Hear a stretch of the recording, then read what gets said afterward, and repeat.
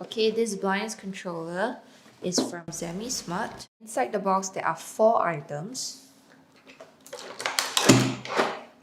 The controller itself, a Wi-Fi USB module, a pin, and a charging cable. Alright, on the instruction manual, this little USB is referred as the converter and the blind controller as the motor. Plug in the converter, it will flash blue in a while.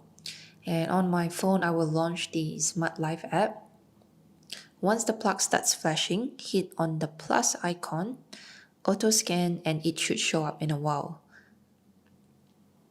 And the connection between the converter and the app is done. Now to connect the converter to Moto, click on the converter once and twice on the Moto. And after it stops flashing, the connection is done as well.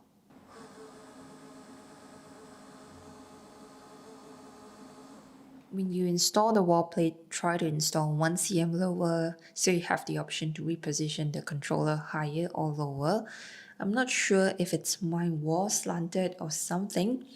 It keeps slipping off, so I slot a piece of foam back there to prevent that. And for that, this is a minus for me. Alright, now we need to set the highest and lowest point. Roll the blinds to the highest point, push the set key at the bottom, followed by the up button. Now for the lowest point, roll down the blinds, remember to stop it. Repeat the same steps, push the set key at the bottom, followed by the up button. Now once you've done this, it will never go beyond these 2 points. Hey.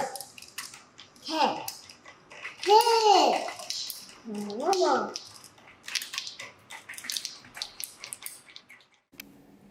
The kids are asleep. That's Chloe and Emma. I do want to share that I have a blinds controller back there. It's because the bits over there, it's quite hard to reach.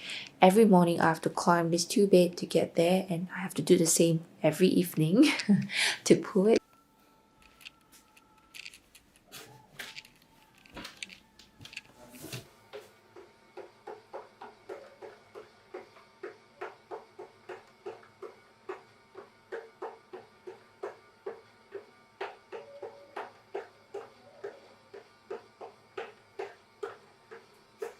It didn't really work for me right from the start because the gears are not catching the bits.